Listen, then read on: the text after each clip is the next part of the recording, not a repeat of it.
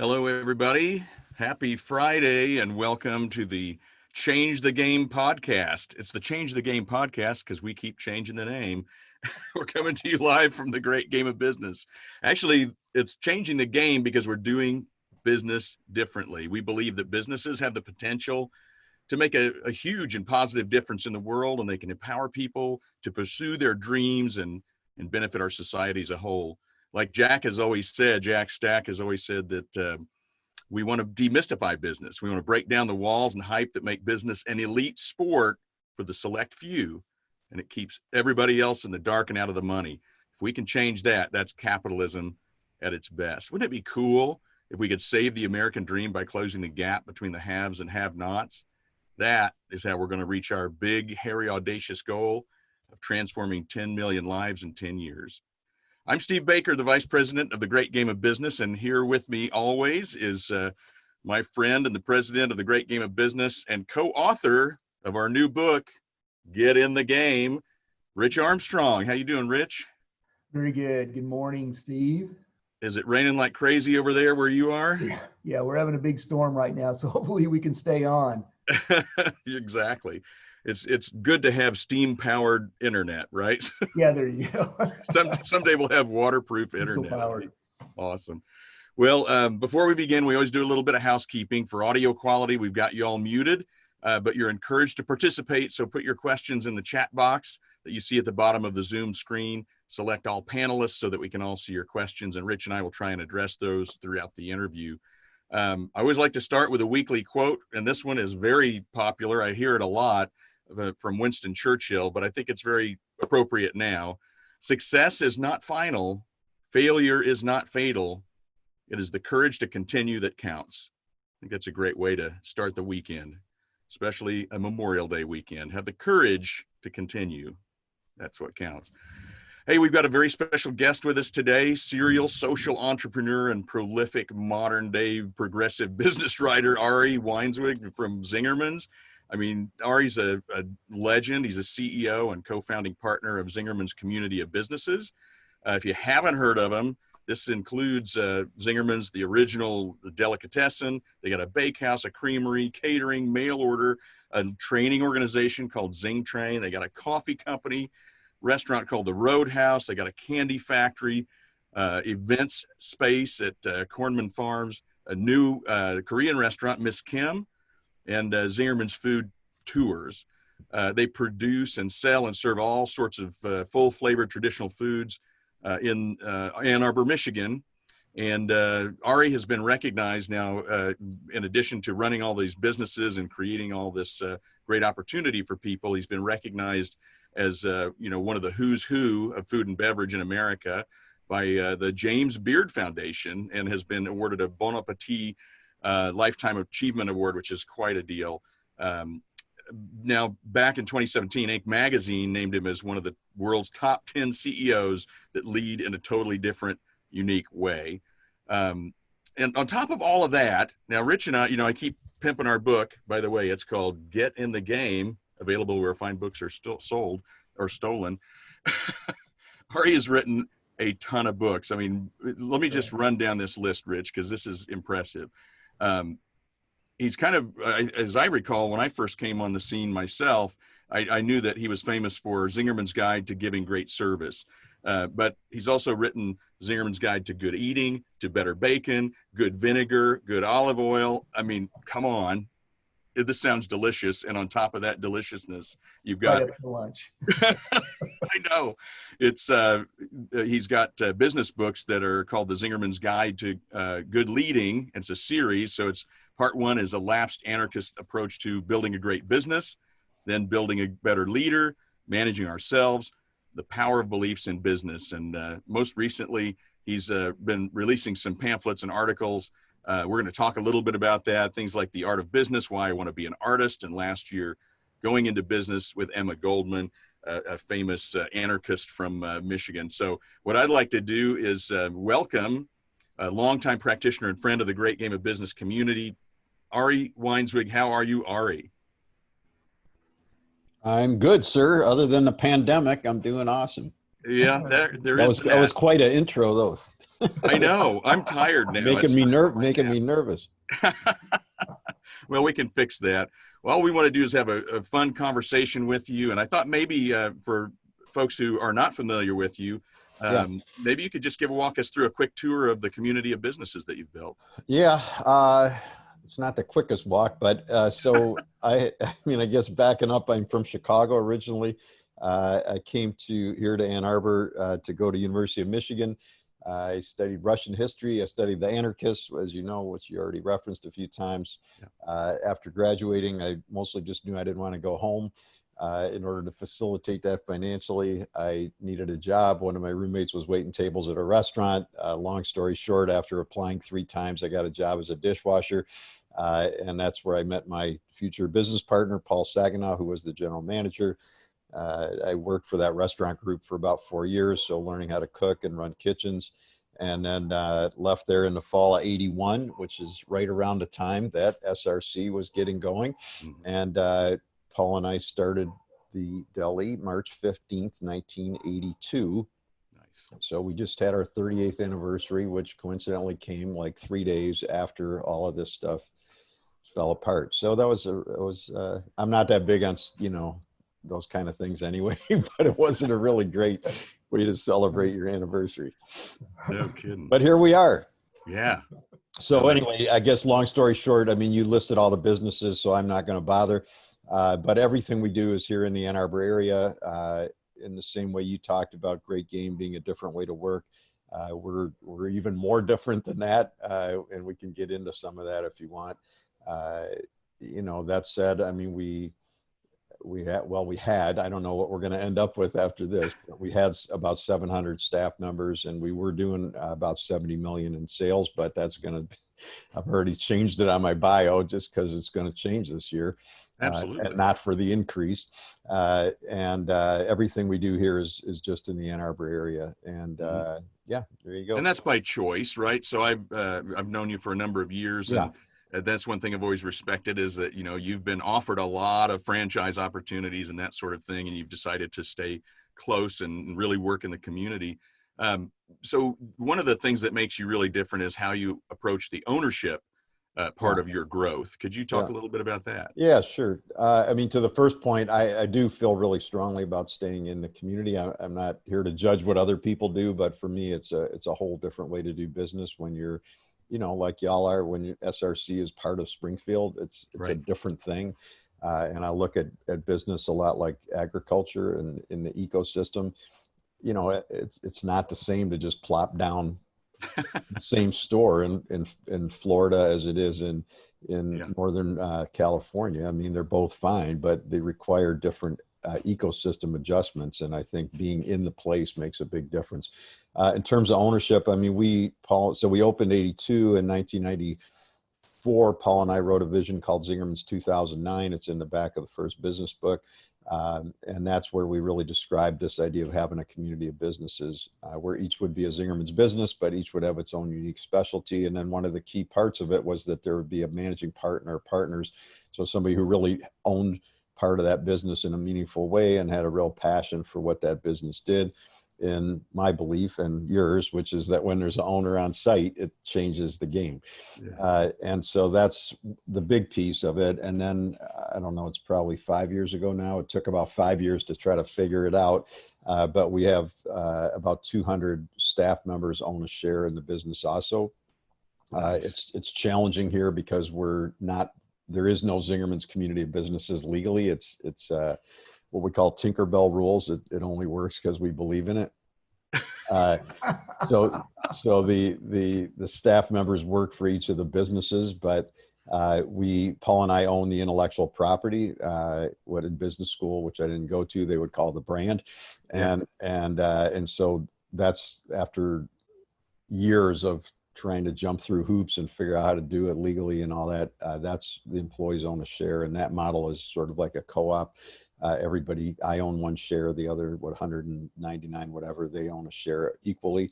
And then we still have another class of stock that we were about to be rolling out. Now, I don't know exactly how it's going to be impacted by what's happening right now, but Yeah, understood. No, that's cool. So you're kind of, an autonomous collective in a way. Yeah, yeah, that's a good way to say it.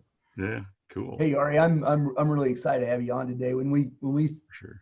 talk about changing the game and changing the way business is done, you've certainly done your part of sending a message out there. There's a lot of different ways, and maybe there's some better ways of running businesses. But you were first introduced to this. I know part of the foundation of your business is built on this thing we call open book management. Yep. And I think you were introduced to that early on. And I know Jack always talks about this, is that most people see this or is probably a pretty much of an aha moment for you to see that there was other people in the community that actually thought a little bit like you, that there was a different way we could run businesses. Can you talk a little bit about that? Yeah, I like those posters, by the way. Hey, you bet. So again, we opened 82. I can't remember exactly what year did the book come out? 92. It came out in 92. Yeah, so it would have been a year or two after that. I saw the book, I bought the book. I don't know if somebody recommended it to me or not. And then I liked it, and I, Paul read it. And, for us, like Steve mentioned, the power of beliefs in business. So we didn't have negative beliefs about open book, which some people out in the world do. We had what I would call neutral beliefs. I'd never heard of it. Yeah. We weren't opposed to it. We just, it's like in the food world, if you never tasted a great olive oil and all you ever had is the stuff from the supermarket, that's just sort of what olive oil means to you until you experience something different. And that's a little bit what it was like for us with open book. So, pretty quickly we made the switch. I mean, we weren't trying to hide anything. We just never knew. We never heard the idea of actively sharing it and teaching it.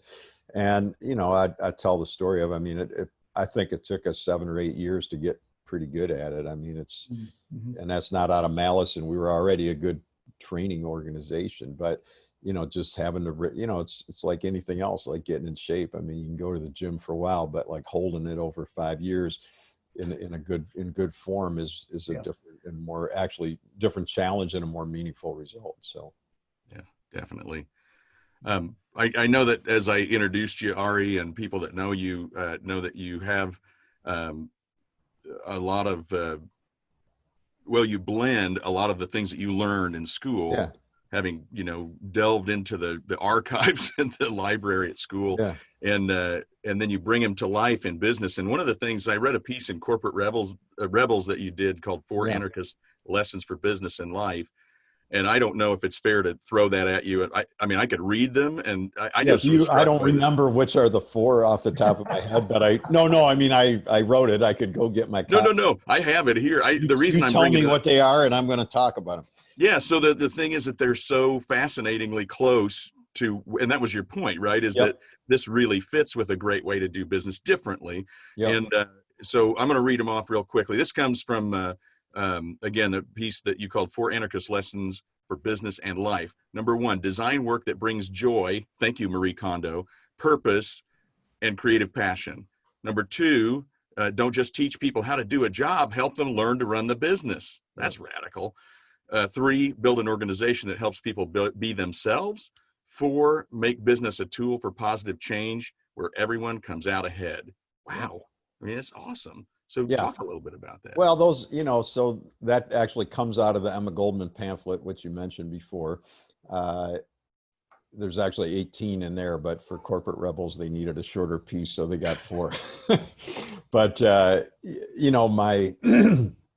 as you said, I studied the anarchists in school. I was always drawn to it. Most of the world has no clue what anarchism actually is. They think it's violence and throwing rocks and destruction, which, have there been anarchists who did that? Yes, but there's also been, Christians, Jews, Muslims, business people, who have engaged in not productive acts. And so I don't think it would be fair to judge, every American by one person's bad act. In the same way, it doesn't make sense to judge the ideas of anarchism by an extreme fringe. But really, for me, it's about respecting every individual, about honoring the fact that every individual is a unique human being, and then helping everybody around us through free choice to be able to be themselves, like you said. And so, long story short, I studied it in school. Then whatever, I went to work. I started managing people. On we went. I started reading Peter Drucker and Peter Block, and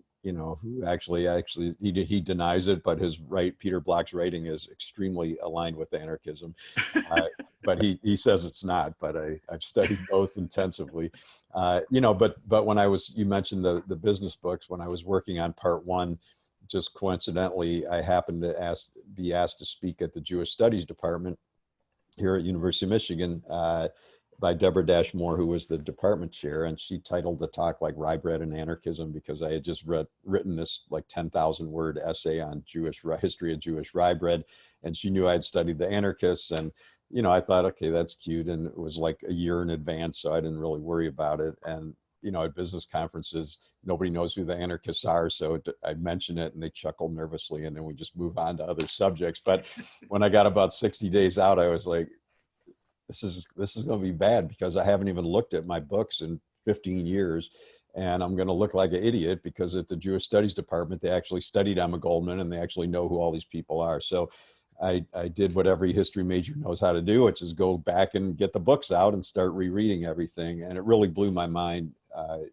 in two big ways. One, I had not consciously realized how much of what Paul and I and everybody else in the organization had created that was already aligned with what was in there. And then the second thing, which really blew my mind, is how much what they were writing about in their own way was very aligned with what's now called progressive business. So the most, here's some obvious examples: self-organizing work teams. Yeah, we call that anarchism. Hierarchy is unhelpful and gets in the way of effective organization, which I heard General Stanley McChrystal gave a great talk on that. That's anarchism. Yep. So all this, in a good way, I mean, all the stuff that Jim Collins and all these people that I was reading were writing about, they were really talking about in their own way 100 and something years ago. And the interesting thing, so Bo Burlingham, who you know well because he co-wrote with Jack, Great Game of Business, he wrote the foreword for part one of the book, and he said, because he also studied the anarchists, and he said they had the right yo-yo but the wrong string, right? So back in 1900, there really was hardly any progressive business. It wasn't a venue in which you could put right. Efforts together to create human dignity, engagement, involvement. There wasn't training programs. None of that existed, and so they didn't really have the format. But that's really the Emma Goldman, the Going Into Business, which is a joke because she was not really in business, but Going Into Business with Emma Goldman pamphlet was just like, well, what if she actually had an ice cream counter. This is the story, or a little luncheonette in Worcester, Massachusetts, and they only had it for like 4 months, and then they moved on. But the whole pamphlet was like, well, what if they had decided to stay and then put all these principles into place in business rather than trying to create, mass social change, which wasn't a bad thing, but they might have made more headway by just staying in a small setting and really doing it on the ground. And people can take a lot when they're eating ice cream.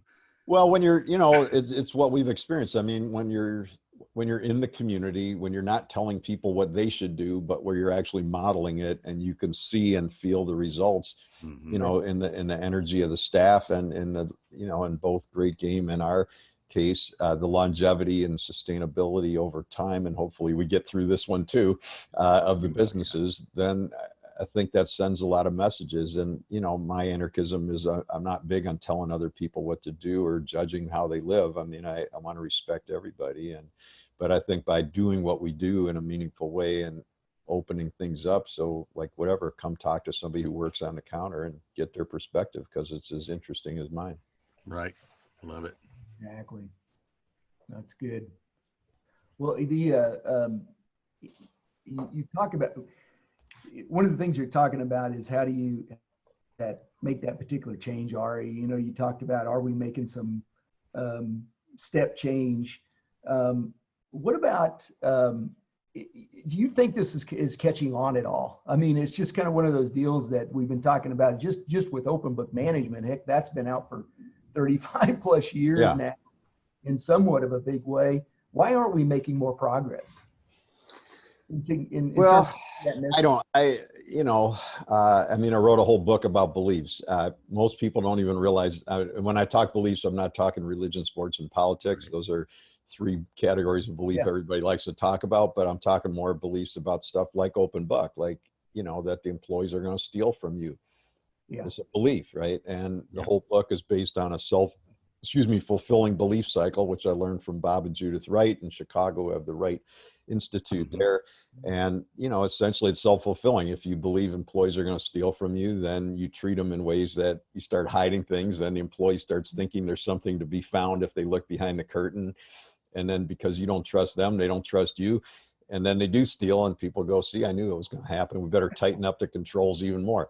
I'm sure you've had the same experience there. I mean, we've hired plenty of accountants over the years who said, oh, in my old job, I was always trained to never leave my screen towards the open part of the room, always have my screen facing the other people in the room, my back of my computer facing the other people in the room. So in case, God forbid, somebody walked in, they wouldn't see the numbers. And, so those are beliefs. Most people don't realize that they have the beliefs. They don't realize that they got the beliefs from somebody else. They're not genetic. They believe their beliefs are universal truths when that's generally not the case, unless it's like gravity. And then they just continue on a pace. And, part of the belief cycle is that we all filter out the information that doesn't support what we believe. Right. And we take in the information that does support what we believe. And so without getting into politics, you can see it happening right now. Nothing. The polls show you that absolutely nothing changes regardless of which side you're on. No one's in, everybody's going to find evidence to support what they already believe. So I think, why do people stay with it? Because they don't know any other way, because it's in the short term more difficult to make change, because their friends don't do it. We all know we're all impacted enormously by the 5, 6, 7 people we spend the most time with. So, you and I study open book, we live open book. Do we have problems? Of course, but we don't blame open book for it. If somebody else is skeptical and they go, well, look, Zingerman's isn't as profitable as Google. Well, yeah, duh, we're in the food business. Google's the exception, not the norm. And right. But they're going to use that as that. Why go open book? I could be making so much more money, so. Yeah. You can't win that argument anyway, because that's why I don't engage. Enrich the few instead of the many, right? Yeah. And I just say, hey, you do it. If it's working for you the way you're doing it, run with it. Not for me to judge. Exactly. Yep. Well, what about these beliefs and the practices that you live by with Zingerman? How is that helping you right now with this pandemic? I mean, what do you think's coming out that is very beneficial? Well, I mean, we're in the same bad boat everybody is, pretty much. Somebody said we're all in the same storm, but it's different boats. So I guess that's true. But, it hurts, man. I mean, we've got one business of our businesses that's done really well in the last few months, which is mail order, Zingermans.com. People are shipping food like crazy, which is awesome. But because they are separate businesses, we're not a big corporate roll up. We can't just pull money out of one and throw it in the other one, because there's different owners and different P&Ls. And, we've got 3 businesses, Zing Train, which I'm sure y'all are in the same boat. Yep. All training got canceled. Food tours, which you mentioned, which is totally zeroed out, because food trips to Europe aren't happening right now. And then you mentioned Cornman Farms, which is our event space. So no weddings, no groups. Right. So those are like almost dropped to zero. Yeah. The 3 restaurants are about, we're fortunate, better than some, because we're doing carry out and delivery, and we've been doing carry out for years. So we're at least used to it. A lot of restaurants have never done it. So they don't even have the processes in place to do it, but still it's about 1/3 of sales. So you don't, I'm not an MBA, but you don't have to be one to figure out if your sales were here, they dropped by 2/3. It doesn't, the math doesn't add up. I mean, and so we're struggling with how we make that work. And, but I think, to your question, my belief, if you look at business as an ecosystem, which I do, then in a healthier ecosystem, it's still shocked by the bad disaster, but it's going to be more resilient and it's going to recover more effectively. And it doesn't mean we're not struggling. It doesn't mean I haven't had a lot of stressful days. It doesn't mean everybody here is not worried about the future, but at the same time, there's cultural stability and systemic stability that allow us to keep huddling. That, some of the department and business huddles sort of have fallen off because there's nobody in the, people aren't in the businesses, but we're restarting them. The partners we're meeting, generally twice a month, but now we've been meeting twice a week for the last 8 weeks. We just cut back to once a week as of last week. People see the cash numbers. They see, we haven't historically focused that much on cash because we have had some, but right now it's number one. So that's shifted. And I just wrote a piece in my e-news, which if people are interested, they can go on zingermanscommunity.com and sign up for it. But I just wrote a piece that came out on Wednesday about how, the level of appreciation within the culture has really stayed where it is. I mean, the pressure is clearly super high on every human being right now in the world. And yet staff members here, everybody stayed really grounded. And I know inside they're anxious, but so all that stuff continues on a pace, as I'm sure it does at SRC. By contrast, I think it's always been true. I mean, the unhealthy organizations are going to have a harder time because people are not mission driven. They're not clear on how things work. They don't know how their work impacts, and all they can see is their own pay rate. And I understand that we have staff members who, they read about Amazon or whatever, and they want to get more money, but they also understand that we're losing a lot of money. So it's great that Amazon can pay you more, but here's the numbers. What do you want me to do? I mean, I'd love to pay all y'all 3 times as much. We're going to be out of business in 10 days if we do that. So what do you want to do? Yeah. It's a tough conversation, but an adult conversation, right? Yeah, which is the whole point. And I mentioned Peter Block before. He's, his work, Stewardship and Empowered Manager and stuff are awesome books. And his whole thing was getting people out of patriarchy and stop treating people like they're children, which they're not. And 16-year-olds can understand business just as good as 66-year-olds. It's not rocket science, with all due respect. And everybody has something different to offer the conversation, and the whole idea of open book. And for us, we took it even further, which is really all our meetings are open, with minor exceptions for HR or crisis stuff. The meetings are all open, so people can learn to think like leaders, which is one of the basic premises of open book. Yeah, for sure. And that's how we started the podcast today, was to say we want to demystify business, take it from an elite sport to something we can all do. And as you said, I agree. I'm looking at 3 people on the screen: history major, art major, music major. We can all learn. Well, there's a lot to be said for that. You mentioned the Art of Business pamphlet. I really believe that business and life are like art or music, and that the more we approach our everything we do that way, that it just gets a lot more interesting. We're a lot more caring in what we do. In the appreciation piece that was in the e-news the other day, I referenced John O'Donohue, the Irish philosopher and writer who I never met. He passed away about 5-6 years ago, I think, but his books are incredible.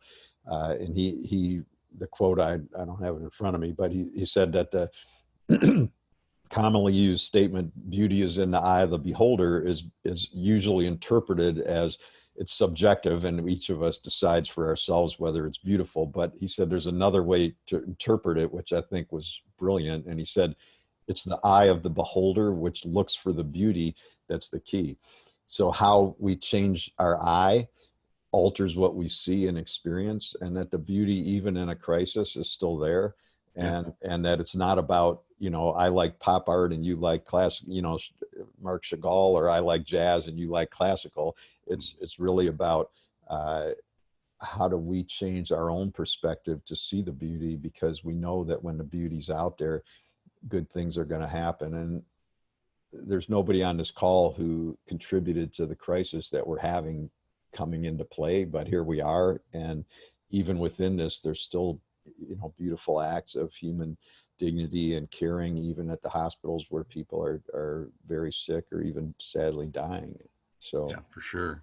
And it is it's very interesting. I love talking to you because I started one of our podcasts a few weeks ago by quoting Viktor Frankl, and the whole idea of the last of the human freedoms, right, is to choose how we approach any particular set of circumstances. Yeah, which is very anarchist, by the way. And I've written a lot about free choice, and it changed my life a lot when I realized I didn't have to do anything.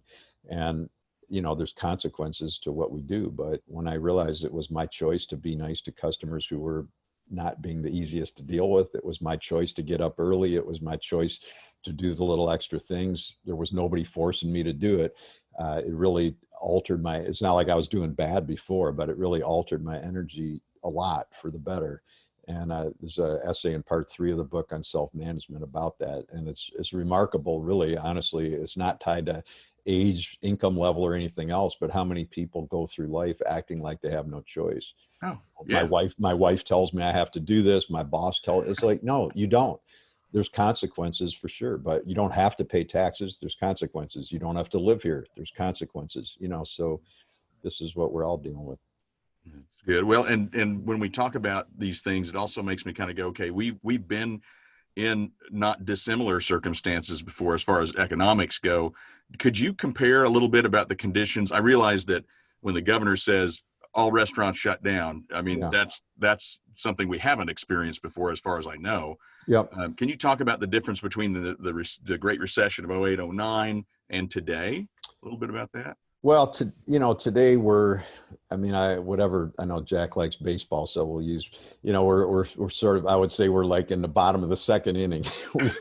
We got a long way to go here before we're going to really know what happened. And I'm a history major. I'm reading Robin Kelly's biography of Thelonious Monk, the jazz musician. I don't actually even listen to jazz, but it's a great book, and he's a fascinating human being.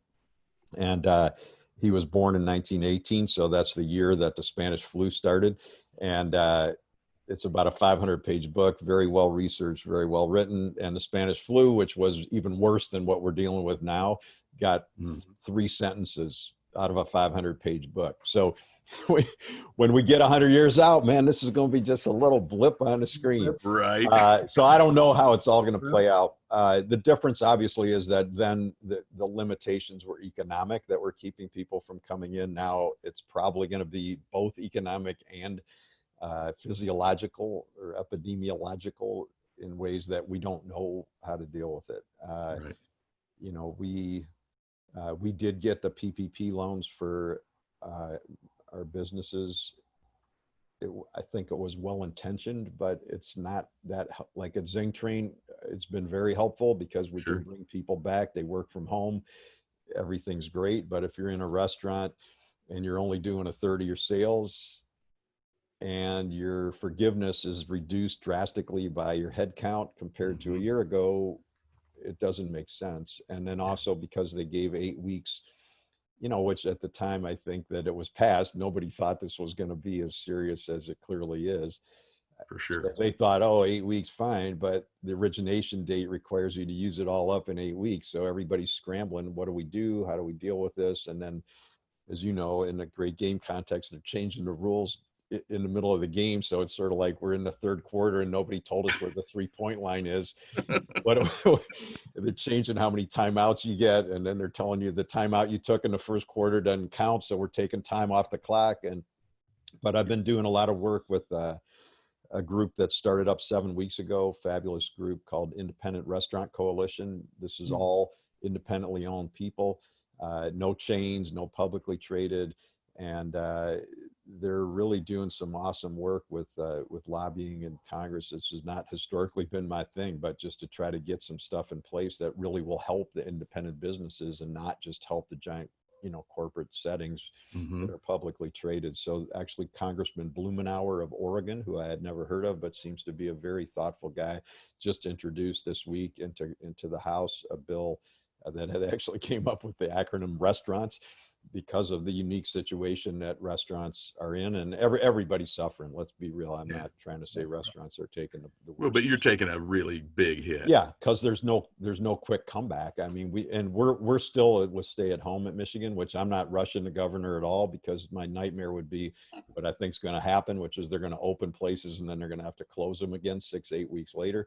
Yep. I'd rather just stay with carry out and delivery and keep people grounded in what they're doing. So there's no rush, but even if you open it, at best, you're going to have 30, 40%, 50% of your sales, and that's going to be tough. So this is to introduce essentially a stabilization plan that will essentially take the PPP loan and carry it all the way through. So Independent Restaurant Coalition, they got stuff on there if anybody wants to be supportive of it. There's ways to send letters to Congress, et cetera. Awesome. Ari, is there anything that you're doing with your organization right now in saying, look, is this going to carry on for a while? Is there anything you're doing to change the business, your model, your services, or anything like that? We're trying to figure it out. I mean, we clearly have already changed a number of things. I think personally, I believe it's early. Everybody's, making these big pronouncements about everything is going to be different. I'm like, yes. And you know what? Everything was different on January 2nd from January 1st. Also, it's just the incremental scale is altered. And so, yeah, there's going to be things that are changing. I mean, clearly, I never envisioned people wearing face masks while waiting on customers. I think that's a given until somebody comes up with a vaccine. We've added delivery at the Roadhouse, which we never did before because peak volume periods didn't really allow for it, but now we're at a third of sales, so volume levels allow for it. So there's definitely things that are going to change. I think it's early to really say what it's going to be. My feeling is if this is something we got to gut out for a year is a different thing than if this is for 10 years. Yeah. If it's for a year, then it's sort of, okay, how do we marshal cash? How do we cut back on expenses? But, laying off, we've already furloughed almost 300 people at the start of this, and some have come back through the PPP loans, which is great, but it's difficult. Probably most of the people on the call are in the same boat, but if you start getting rid of all your top managers this week to save cash, and then in 2 months you're booming again, it took years to put that team together. So at the same time, if you keep people on too long and you're broke, then it's not helping anybody either. So I think it's a combination. My feeling always, this was true in 08 and 09, it's true in 9/11 when that happened. And like you all, we opened in 1982 when interest rates were like 18%. So I think it's a combination of staying true to who we are and our values and the way we work. And in our case, staying true to our long-term vision, which we're about to formally roll out for 2032, that it isn't really going to change. There's nothing in there about wearing masks or not wearing masks. Exactly how we do business in the short term needs to be adjusted relatively quickly in each business in order to adapt to this current economic setting. But where we're coming from and where we're going probably doesn't change. I'm glad you brought up your vision, because you are famous for your visioning process. And I can't tell you how many people I've sent the link to your article on it. If you send them to the books, then we'll get a sale. There you go. Exactly. Well, from now on, that's my new vision. Can you actually, I should remember Community 2020. If they go on Zing Train, Community 2020, we'll give them a code for a 20% discount. Oh, great. Okay. So for books and pamphlets. Do me a favor, if you could, for those who aren't aware of your process and that sort of thing, could you talk just briefly about visioning, and then also tell us about what you see down the road? What's your long-term vision and I have, because I'm at home, we have 4 dogs, so don't worry about it. If one of them starts barking, I apologize. That's normal. That's part of it. They don't have the Zoom app, so they're not really down with that. But anyway, so the visioning work we learned, we did not, like you said, we've adapted a lot of things from a lot of people. We adapted Great Game and sort of have our own tweaks and twists on it. Sure. Stas Kazmierski, who passed away sadly 3 years ago, I think, taught us a lot. And he always said, adapt, not adopt, which I think is a helpful little slogan. So if you think of business as ecosystem, then if you just take growing methods that are used in Michigan and put them to work in Mississippi, it's not totally going to work. You got to adapt to the climate and the ecosystem. So the visioning work came originally from a guy named Ron Lippett, who was a social psychologist here at University of Michigan.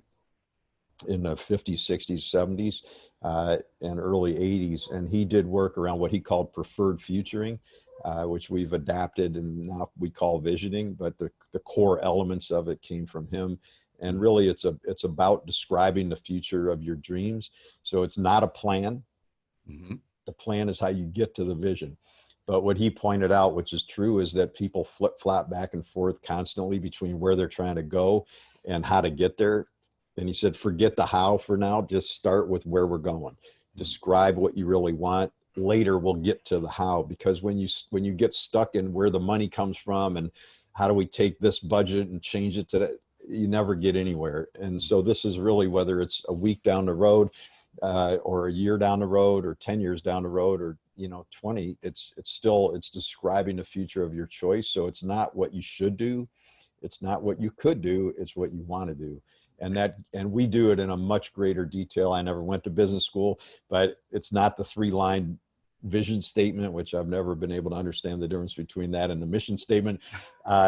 I like mission statements, but this visioning is a much more detailed description of the future. It talks about emotion, how people feel. It can talk about your financials. It could talk about the quality of your product, but it's really about what's important to you. So it's not you can share it with the bank, but it's not done for the bank. Right. Yeah. Right.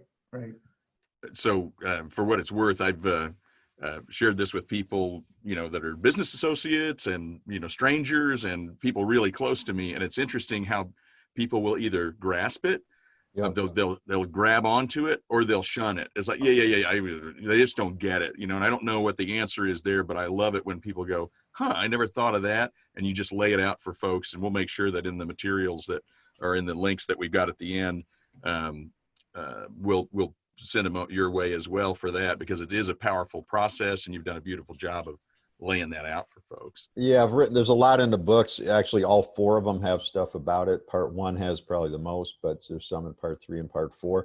When I teach it, I try to tell people, you already know how to do it. It's a natural human process. Anybody with a 6-year-old, they might be doing a vision today. When I was going to say when you get home, but you might already be home. But little kids, we all do it. They turn the living room into a restaurant. Yeah. They don't have to do social distancing, so the stuffed animals can sit right up close to each other. And it's really through social pressure that we start to lose that natural ability, and we start to get more worried about what we're doing wrong and what we should do and what the competitor's doing and what our mother said we should do or what you read about in a magazine, and all those things are pressuring us to do something that we may not really want to do. And Rollo May, the psychologist, said the opposite of courage is not cowardice, it's conformity. That's one familiar quote. Love it. And I love that, because this is really about being true to yourself. And in the context of music and art, and what I wrote about in the Art of Business pamphlet, the great musicians, the great artists, the great whatever, it's coming from here. Mm-hmm. It's not coming from copying what the person who already had the #1 hit is already doing, because they already did it. This is how do you become yourself and make something special happen in a really meaningful way that's true to who you are. And if you look at Great Game, that's what it is. It's not just Jack, it's all of y'all, but clearly it came from that original group, was true to who they were. And did they know what they're doing? No, but the Beatles didn't know what they were doing, and Rolling Stone, no one knows what they're doing. We're all just trying to figure it out, and over with 50 years of hindsight, everybody forgets that they didn't really know what they were doing, but it's the truth for all of us. And I think when we own our humility and say that we don't know what we're doing, that's one of the key premises of Open Book, is when we don't involve the rest of the team, we're missing out on a lot of valuable perspectives. And it's the same for all of this. Amen. So inspiring to have you. Question, Steve, that we do from Robert Krill. Ari, do you see any opportunities that may actually come out of this current crisis? Is there anything that you're looking at? Well, there's always opportunities coming out. I don't, again, for me, I feel like it's early to be predicting what they're going to be. Yeah. It's early in the game. And, this is, for me, it's a little bit like I said, we're in the bottom of the 2nd inning and they're already telling you, forecasting the end of the game. I think things will unfold in the coming months that will be very interesting, but there's always opportunity. There was opportunity on March 10th. And there's opportunity on March 15th. Clearly in a crisis setting, things will move more quickly, sometimes for worse, sometimes for better. So Zing Train, like all of y'all down there, I'm sure has switched over to doing virtual training, and we're doing it pretty quick. I'm doing one on hope in the workplace next Wednesday. It's on the Zing Train website. You know, would I have been doing that otherwise? No. So I think definitely things are going to come from it, and it'll take time to unfold. Well, if you kind of think of it as we're in the second inning, what are some things that for our listeners, what are some things that you would advise people to be really focusing on now? What should they be doing? Well, I can only share what I believe, and it's up to them to play out their own game, because they're in their, only they know themselves, and we barely know ourselves. So even then it's hard, but I truly believe that the same practices that we're working on March 10th remain equally important. So open book works. It's just what it is, you know, and whether if cash was not on the board in one of the businesses, like at Zing Train, where they had good cash, because they have, like y'all, probably a lot of deposits from people coming to seminars, but people want their deposits back, can't blame them. So all of a sudden cash goes right to the top of the board. So the principles of open book don't change. Yep. Visioning doesn't change. You know, we were just about to, after 18 months of working on it, roll out this 2032 vision, which will put us at 50 years. Nice. I went back and reread it. You know, everybody's like, we better change your vision now. I'm like, actually, no, there's nothing that I would change. You know, it talks about working with kids. It talks about being grounded in the community. It talks about how people who work here feel about working here. It talks about financial health. Like, that's not going to change. Yeah. We might be wearing masks when we teach the kids, but whatever. So I think the basic principles: servant leadership, customer service, treating everybody with dignity, contributing to the community. These are universal principles, which part one of the book has the stuff on natural laws of business, which is my belief. Those are true for all organizations, including Great Game and probably most of the people that are on this call right now. So those don't change, but the opportunities for sure will come up, you know, in a good way. I guess for us, in some ways it's sad, but there will be some, hopefully we get through, and a lot of restaurants will not. So that's true. It sucks, but it'll change the marketplace. Yeah, for sure. We have another one, Ari. And by the way, I would like to say we do want to recognize how much you do contribute to the community. You're always involved in the conference and always ready to take a call like this. And that means a lot to us. So we appreciate that. I learned from you all too. So it's a two-way street. Well, we're all in the ecosystem, as you say. We are. Right? And I say, hi, Frank Smith. There you go. There you go. So here's one from Mark. He says, thank you from a fellow anarchist in your ilk. I'm excited by your community of businesses model and wonder if you've explored the possibility of forming a holding company through which all the businesses could implement a shared ESOP, or employee stock ownership plan. I am not the world's expert on this. We have a holding company. There's a lot of conversation around what ESOP does well and what ESOP doesn't do well. So it's a longer conversation, and I'm not the world's expert here, but the staff members don't work for the holding company. They work for Zingerman's Bakehouse. They work for Zingerman's Mail Order, for Zing Train, et cetera. So they're not employees of the holding company. And that's why we ended up, for better or worse, we ended up using the intellectual property as a way to get them ownership. So they own in the brand, but they're employed by Zingerman's Delicatessen or Roadhouse or whatever. That's good. I have another question. I didn't know if we would get to it or not, but you don't have to answer it. But I'm curious, because you are Rich, and I know what it's like to write a book, and it is painful. So you've written so many. Well, that's a belief. See, if you think it's painful, then it's going to be painful. Oh, damn it! See.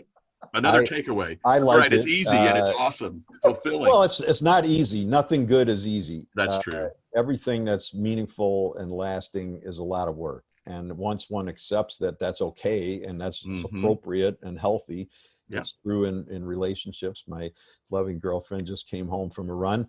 It's true in business. It's Yep. true in farming. It's true in everything, right? So once one accepts that that is the work and that there's a craft and a beauty to it, back to the beauty's in the eye of the beholder. I used to hate it, but Brenda Euland's book, Ueland, write that one down, dude, and order it. You can probably get it for 99 cents somewhere. Her book changed my life because she really said, why don't people understand that writing is just talking on paper? Because I had, like everybody, so many people, just like paralyzed myself, agonizing over commas and sentences. And then I just sat, learned, I taught myself just to plow ahead, man. Just keep writing. Even if I curse up a storm, it doesn't matter, because you're going to go back and rewrite it anyways. And with computers, it's super easy. When I used to write in the old days, it was on paper and then it was harder, but on the computer, you could just type the same letter for 10 minutes and whatever, who cares? So I've learned to find a beauty in it. I actually just finished not first draft, it's probably the 20th draft, but the draft that's going for editing of a pamphlet that I hope will be out this summer on humility. Nice. Awesome. Yeah. Great. Well, my question went on to ask about, do you have a passion project that you've had to shelve while all this is going on? Or, I mean, you may have just described it. No, I try to have passion for everything I do, pretty much. I can't say it's 100%, but I try to find a beauty in everything. And I for better or for worse, I mean, Tammy and I, our personal lives haven't even really changed that much. We're both really introverts. We never go out. Nobody comes over. I like cooking. We've been cooking at home every night for ages. Nice. She's a farmer, so she goes by herself and talks to the tomato plants. We both run, and we run by ourselves, so our personal lives are what they are. And I've tried, really, people keep asking like what I'm doing different right now. It's like I journal every morning, same as always. I run every day, same as always. In fact, last week was 5 years. I haven't missed a day. Nice. Super slow. But I just keep going. And we cook a good meal every night. And those are like my rigor, right? And I just that hadn't changed. And I think that's where people can get in trouble. We all can get in trouble, is we're like, oh my God, it's a crisis. And we stop doing what we really know in our gut is the right thing to do, like huddling. And when we don't do those things, because we're in a crisis, it gets worse. Whereas if we can hold with the rigor, we have a better chance at staying stable. That is wise. Thank you for sharing that. I know a lot of our listeners are going to be taking furious notes. I know I am. Rich, I think we should try to hit a couple more from the board. Yeah. I think there's one here from actually our friend Frank Smith. Hi, Frank. Hey, what one or two tips do you have regarding keeping your team realistic about the environment you're facing? Well, I think just be real. One thing I started doing tactically, I guess, early on, is I started writing an email to all the staff every night. And I've done it actually since March 15th or something, March 16th, every night. I've sent an email to them. So it's interesting. I'm teaching this class on hope on Wednesday, and I didn't write the note to be hopeful. I just did what I do. But there's a couple essays in part 4 in the beliefs book about hope and my learnings around it and how to actively create hope, or if you're not careful, you can crush hope. So magical thinking, like in my fantasy, which I have, like tomorrow the vaccine arrives from UPS and all this ends in a really good way. And it's just it was a joke and it didn't really happen. That's great magical thinking. Hopefulness is, this is going to suck. In many ways, it sucks now. It's going to be challenging, but if we stay true to who we are and we manage our money and we manage our customer relationships and we give people great experiences and we're kind to each other, we can get through this stuff. And I believe that. So it's not phony. And then just reminding them of how, all the things that are in this 6-pointed hope star that I created, made up out of my own mind of how to bring this hope stuff alive. And I realized when I started hearing comments from people like, wow, these notes are so hopeful. And I'm like, I didn't really mean to do that. I wasn't opposed to it, but it wasn't my intent. But I realized as I went back through the notes that I actually was touching on all of these 6 elements, not in the exact order in the note. And that's really one of the things that comes out of it. So again, I think being true to who you are, being honest with people, but also not honest like, oh my God, I'm freaking out, I might die today, is accurate. That you feel that in a moment, but it's not helpful, right? So, you know, telling your 6-year-old you're worried that you might not have a job next month is not helpful. Right, exactly. Telling the 6-year-old money's a little tight right now, honey, and we can't afford to do these things, but we're going to be okay in the long run is real and accurate. Right. Very good approach. Rapid fired as we come into the last few minutes here. Would you recommend redoing our 2020 plan? This one comes from Courtney, as in our 2020 budget. Well, we typically here do not change our plan. We change our forecast. So if you haven't changed your forecast yet, then you're one of like 8 people in the country. Denial. Yeah. And then these guys should write a blog post about you. But in seriousness, I mean, I think it's clear, like, stuff's changing rapidly. My good friend Aisling Rogerson at the Fumbly Cafe in Dublin calls it riding the Corona coaster, which I thought was a fabulous way to describe it, because it's true. I mean, this morning, this is how we do the PPP loans, but by 5 o'clock, 3 things might have changed. This week, we're allowed, if you were exposed to somebody with COVID-19, we have to give you 2 weeks off, but now we don't have to give you 2 weeks off. You just have to wear a mask. And it's the reality. Nobody really knows what they're doing. We're all trying to figure it out. So yes, I would be changing my forecast, but I don't know your business and I don't know what your forecast was. So yeah. There's another quick one here. Are you using third-party delivery services for the restaurant? If so, how are you managing margins given how much they take as a commission? Yeah, that is an awesome question. So we at the Deli and Miss Kim, our Korean restaurant, we have been using third-party delivery groups for a while. At the Roadhouse, we never did. I think I mentioned this because during peak periods, it was tough. The other piece of it, which I didn't mention, is I don't have a big love for those third-party delivery systems for the reason that the question asker is asking. So at the Roadhouse, we're using our own staff, and I personally believe that's a more holistic way to do it. I don't believe that the way that those third-party deliveries work makes sense. I don't understand. I didn't go to business school, but I don't understand how you give up 30% and it still makes sense, because you're in the food business. That's all you had anyway was 30%. Yep. And the classic thing of like, we're going to make it up on volume doesn't quite, I kind of get it with incremental business, but so I think for us, I feel much better with the Roadhouse model. We're paying our staff, they get benefits, they're getting tips still from the people they're delivering to. And for me, it's a more holistic model. I have a good friend who's been very active in dealing in a somewhat challenged setting around Uber and some of the relationships and the way they're treating drivers and stuff. And she's Alex Carbone. She's done a really awesome job of organizing people against some of that stuff. We all use it, but it's still not great. Right. No, I appreciate it. Well, now we're not using it either. It's been awesome to talk to you again, and I appreciate your openness and willingness to share with the community. It's super.